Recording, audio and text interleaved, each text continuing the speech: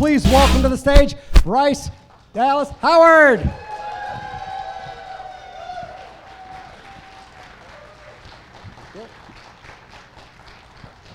There you go. We have a blanket for you. Oh, you're awesome. You're awesome. We have an extra blanket for you over there.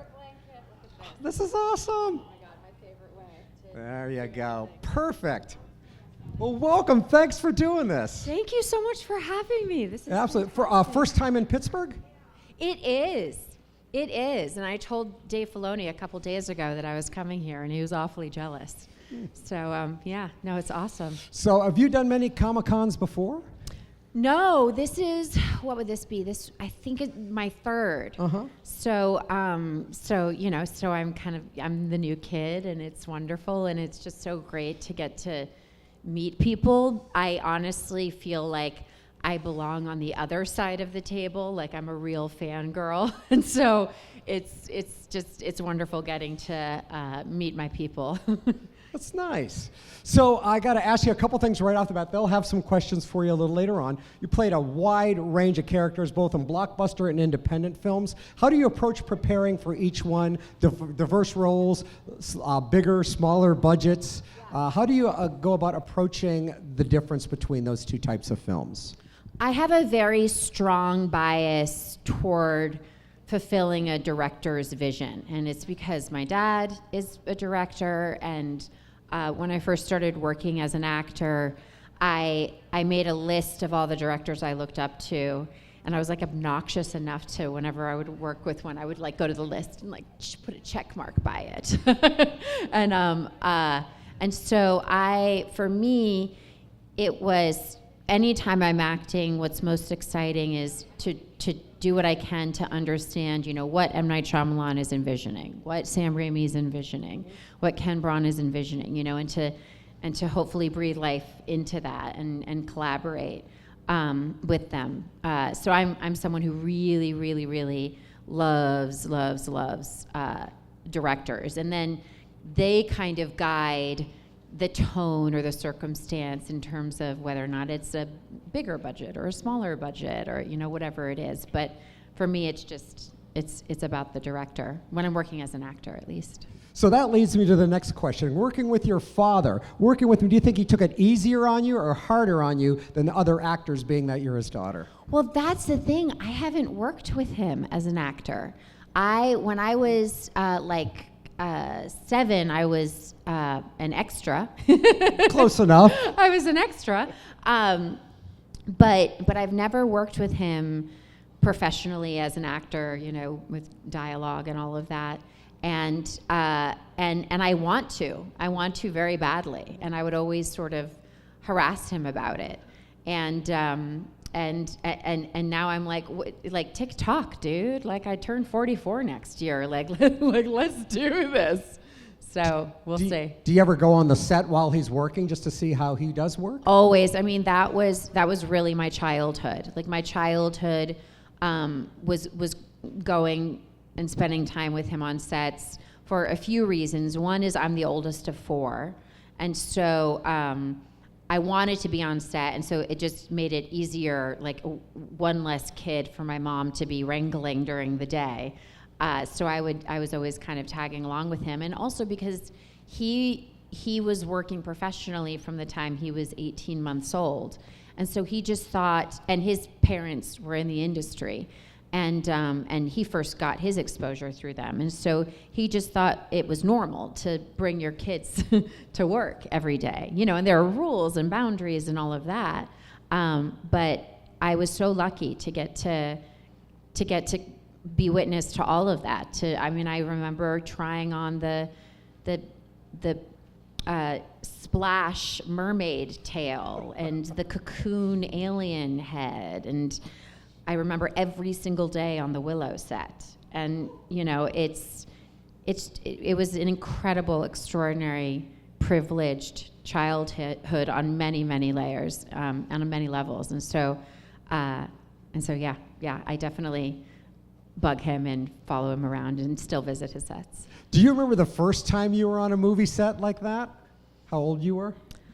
The first time I was on a movie set in a like a significant way was on Splash. Okay. And I remember they were shooting a bunch of stuff in Madison Square Garden, and I was 1.5, 2. And yeah, I came running at my dad. I was lucky. When you're a kid, all you want to do is stay up late at night. And when you have a parent who shoots nights, it's very thrilling because they let you go along. And so, I'm sure I was insane. I was an insane toddler running around, the set of Splash. Did you ever bring a camera with you and just get some photos while you're working? No. And I'm a big rule follower. And so, and I regret this a little bit. Even with the beginning of my career and throughout my career, I'm always like, you can't take a picture. It's the set of Jurassic World. You can't take a photograph. It's, Star Wars. And I look back and I'm like, I was around some cool stuff, and maybe they wouldn't have yelled at me. I don't know. But no, I don't have there's some stuff, but I'm pretty strict about it. So, do you prefer being behind the camera or in front of the camera? Do you have a choice? I love both. I love to learn. I love to grow. That's why I do what I do. Like, I love problem solving, being faced with something that I don't quite understand. I don't know how we're going to do it, and working with a group of people to figure it out.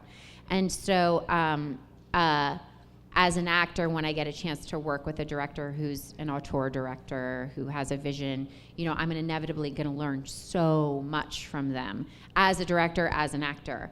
My dad said the thing that he regrets most about not being able to really act with any regularity at all is that he doesn't get to see how other filmmakers do it, because everybody does it differently. But the moment that I'm done with an acting job, I'm foaming at the mouth to start directing, and directing is I would say at the moment it's more of a priority than it's ever been in my career before. So I love it. Obviously, a lot more control on the other side of the camera. Or no? Is there? Interesting. I think that it really, being an actor, you have to give up control.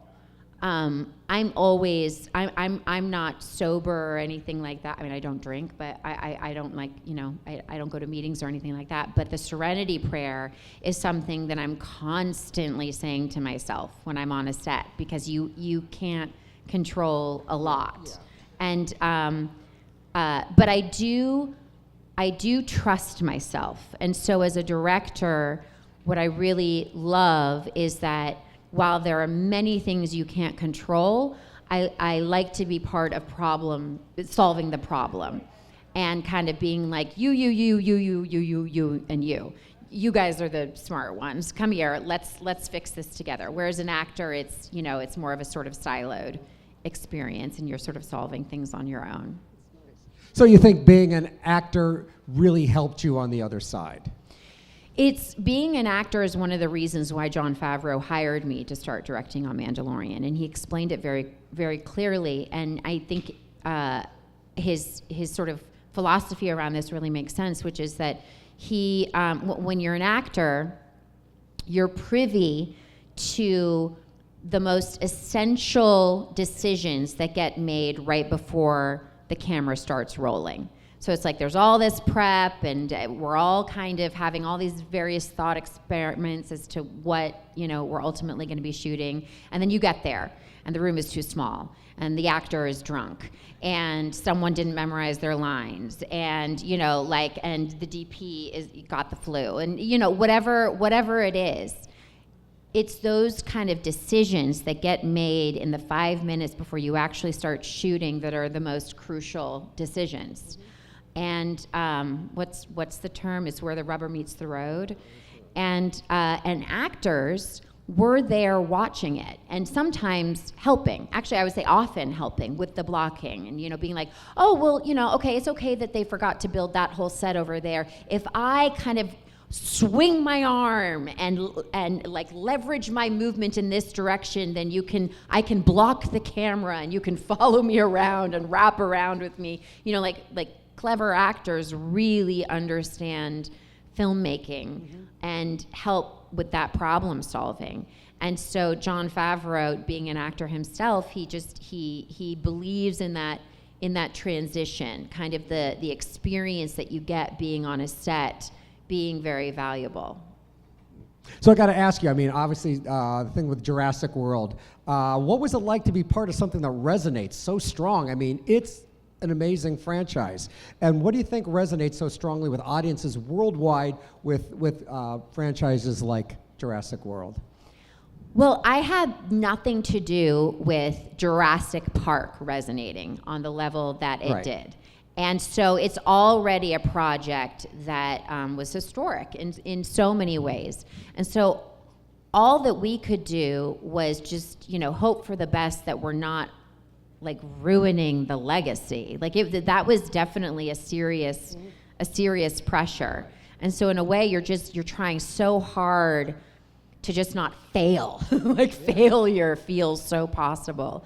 And so when the film was well received, and people were really excited about it, I mean, we were losing it. Like, myself and Chris Pratt and Colin Trevorrow, like it's just one of those moments in life that is, you're ecstatic.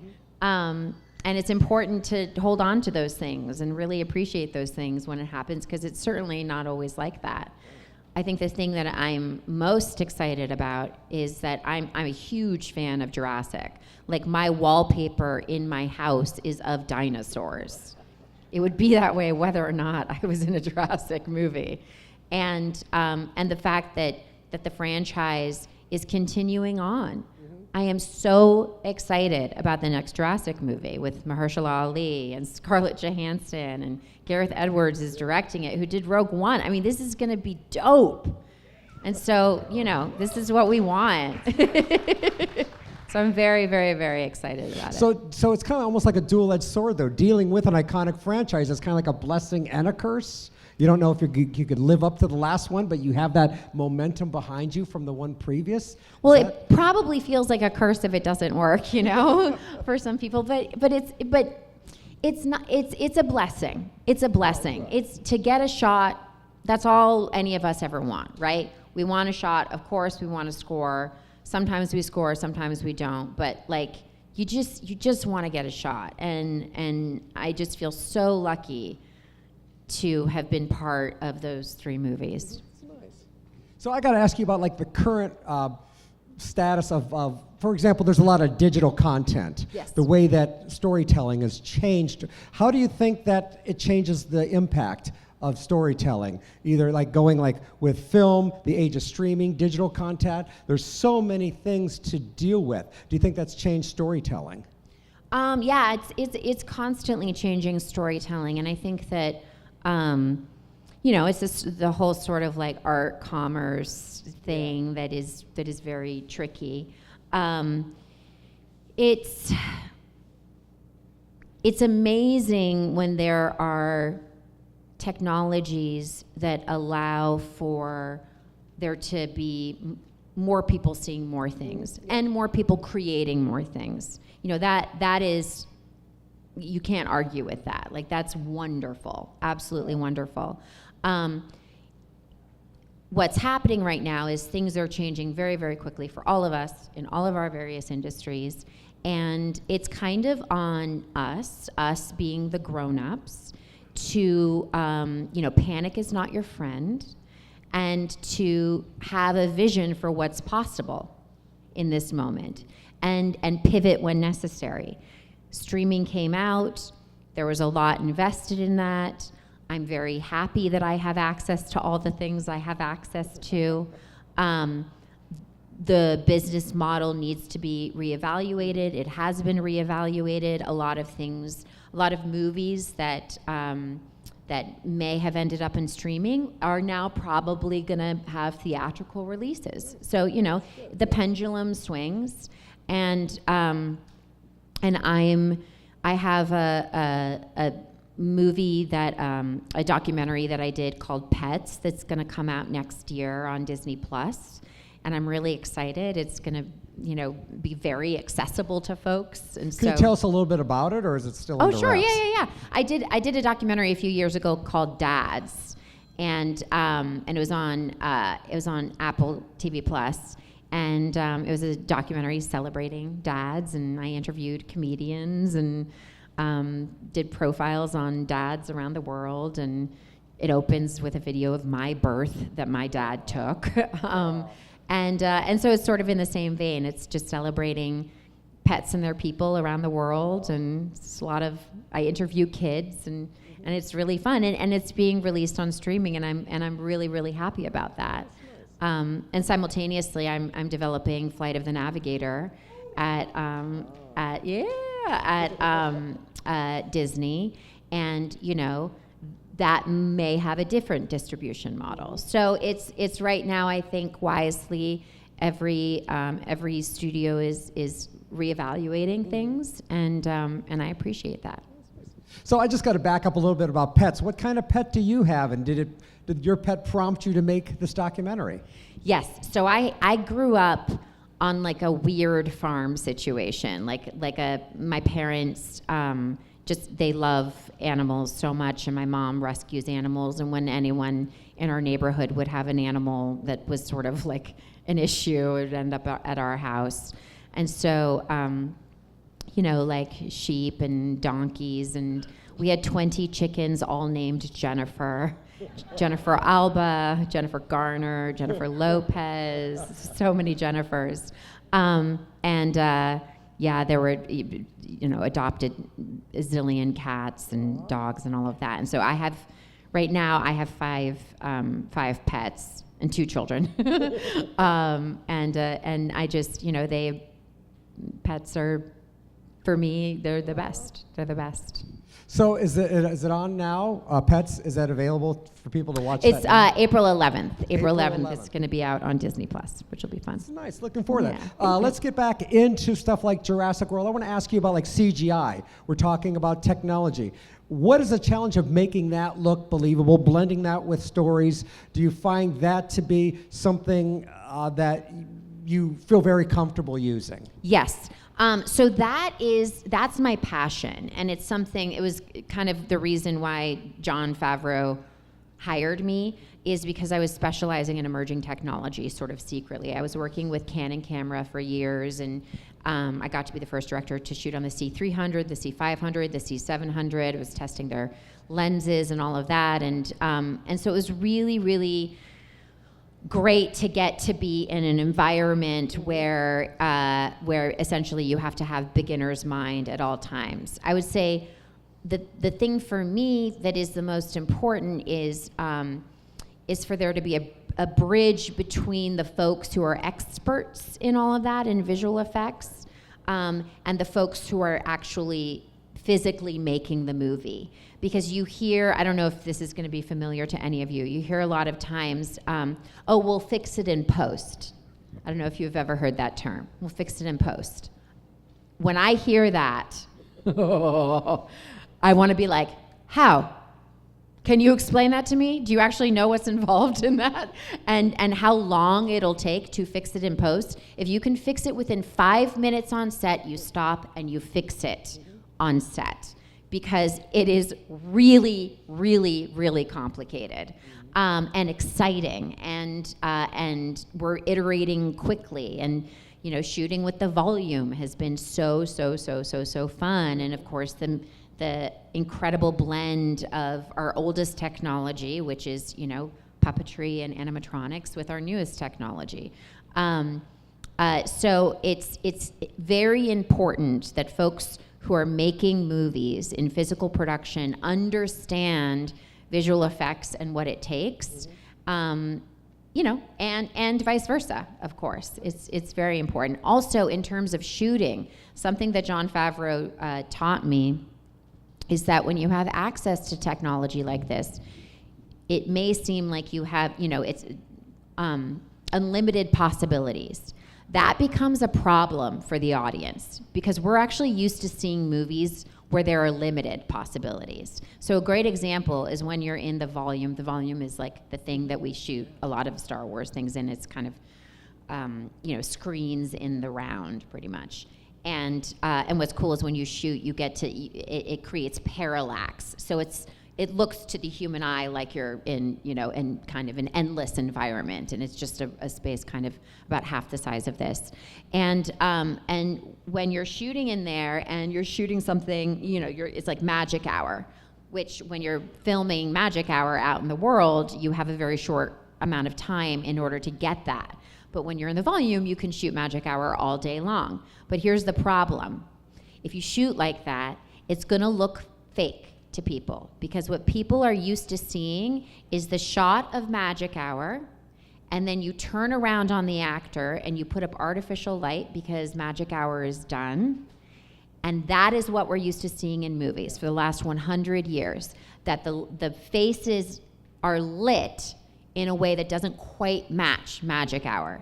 They try their best to match magic hour? Absolutely. But technologically speaking, that wasn't possible. Mm-hmm. So now when we're shooting in the volume, you're tempted to turn around and shoot it in a way that is like, oh, now this is possible. You have to be aware that that's going to look fake to an audience. And so you need to kind of light it a little bit more like how it would be lit if you were shooting practically. If you're shooting on a boat, you want to shoot on sticks. You don't want to have a big crane coming in and all of that because you can't shoot like that when you're on an actual boat. And in the old days, you could only shoot a boat on a boat. So, these are sort of philosophies that Jon Favreau in particular has imparted upon everyone, he's mentored and worked with. And it's fascinating and it's exciting and it's a trip. All of it is a total trip.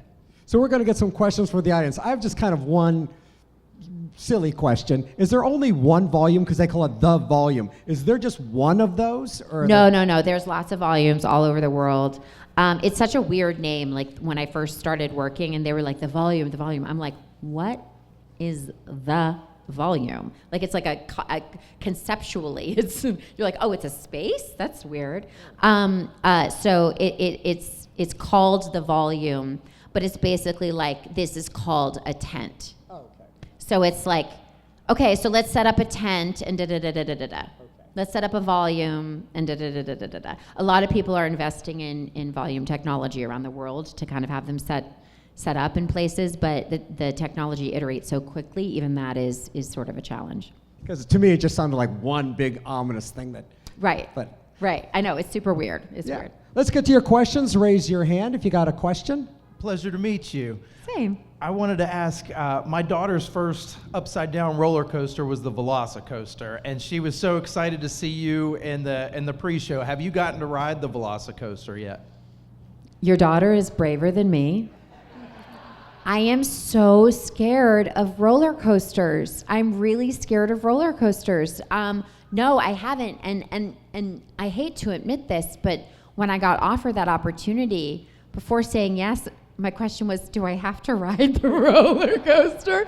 I would have done it, but I just get so scared. And then I have dreams of nightmares of being on roller coasters, truly. So, no, I haven't. But I did the one in, the one in Universal Studios in Los Angeles with Chris Pratt.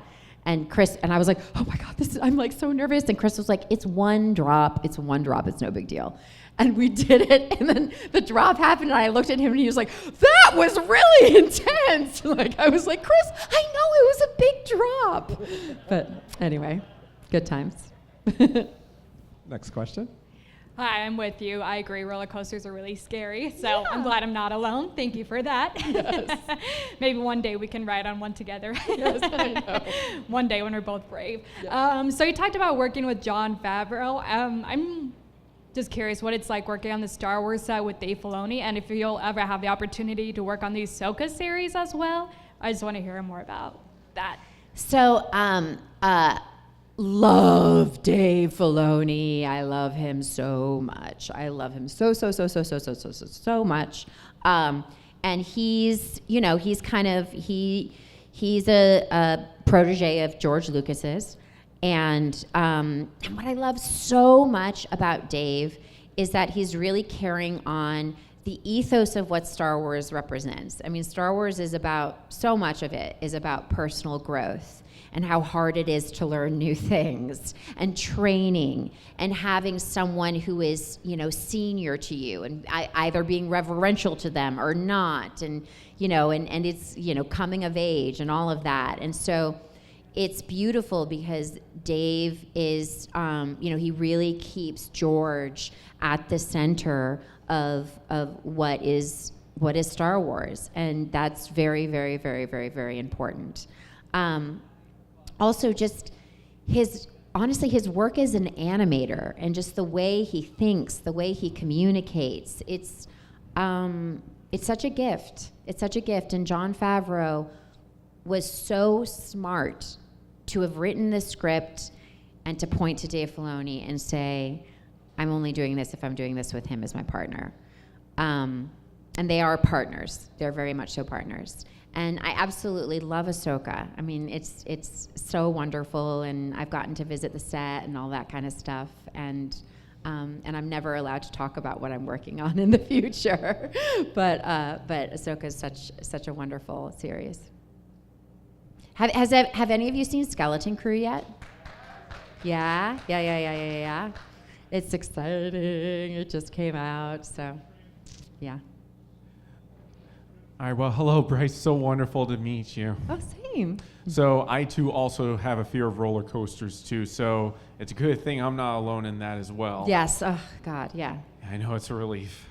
So my two-part question for you is, what have been some of your favorite roles that you've done over the years, but also what were some of the challenges you faced on the movie sets that you were on? I would say probably really, really enjoyed pretty much all my characters. I think all of them. Black Mirror is maybe my favorite. Thank you. And it was directed by Joe Wright, and that was just so freeing, unbelievably freeing to get to do a part like that. And I'm really into sci-fi, and so it's just like. I was like, oh man, this is really quite good. The Village was my first movie ever, shot it in Pennsylvania, and it changed my life. Getting to work with M. Night Shyamalan, him believing in me. I had never done a movie before. My gosh, and just so many of the experiences that I've had in my career are so positive. There are so many good people working in the entertainment industry. Really good people who really care and would absolutely do it for free. And I have to say, there's just so many women, so many men, so many individuals who I've learned so much from. Hey, Bryce, it's nice to meet you. Will you wave? Yeah, there, hi. So I have a question about the Jurassic saga. Like, you got to work with a whole bunch of different actors, starting with like the first Jurassic World. You got to work with Chris Pratt, and I forget who plays Henry Wu. I'm a fake fan, I guess. But of course, then in Dominion, it was pretty much, as Chris said, the Avengers Endgame of Jurassic. So out of all the actors that you got to work with, who would you say you had the most fun with? Because obviously you seemed like you had like a blast doing this, but who would you say like was probably the most fun you've had on set? Okay, I'm gonna keep thinking, but I'm like Chris. But God, I don't know. There's some ladies who've rivaled him, like DeWanda Wise and Daniela Pineda. Like, oh my God, Justice Smith. Honestly, everyone, part of all of those movies are really fun. Oh my God, Laura Dern. Laura Dern is so fun. She's so fun. she's like the most fun person. She's like party girl. Like I wish you could all just party with Laura Dern. Oh my God. But Chris is, as you all know, a comedian, and he's just, excuse my language, he's fucking funny all the time, and he's also very kind and very hardworking, and really, really like angst over just wanting to like just be a good person. You know what I mean? Like show up for others. And to have him as my partner for a decade, you know, my movie husband essentially, was the best. Okay, got time for one or two more Hi, questions. Bryce. Speaking of sagas, how was it like to take over as Victoria in Twilight? Twilight, I was a huge fan of Twilight. One of my best friends, who then later became my brother-in-law because I set him up with my sister, made some Post-it notes for me after I saw the first movie with Robert Pattinson's face and the text "Live dangerously," because I couldn't stop talking about Twilight. I just couldn't. And so I was a massive fan.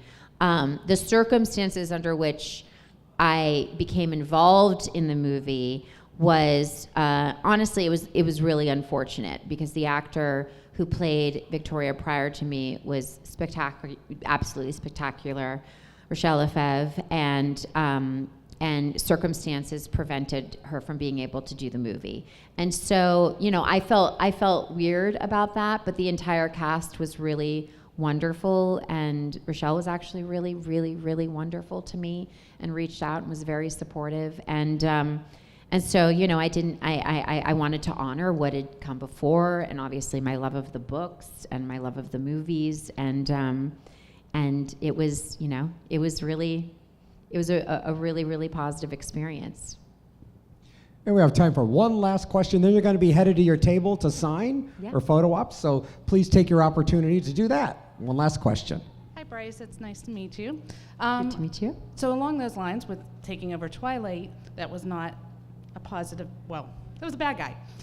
You also played a bad guy when you played Hilly in The Help, which I love to hate. What is your favorite thing to do, a bad guy or a good guy? Well, bad guys are very delicious. Bad guys are very, very, very fun to play. I struggle now with playing bad guys who are close to how people actually think. So I'm not interested in playing a Hilly Holbrook character in the future. But in terms of a fantasy villain, or, you know, just an outrageous villain, or a villain we can love to hate, but truly love to hate, I mean, that's so fun. That's really, really, really, really fun. Yeah. Well, thank you so much for taking some time and enjoying our audience here. Give it up for Bryce Dallas Howard. Thank you. Thanks, She'll be everyone, headed for back being to her here. table for photo ops and all of that. Thank you so much. Thank you, with my layers of warmth.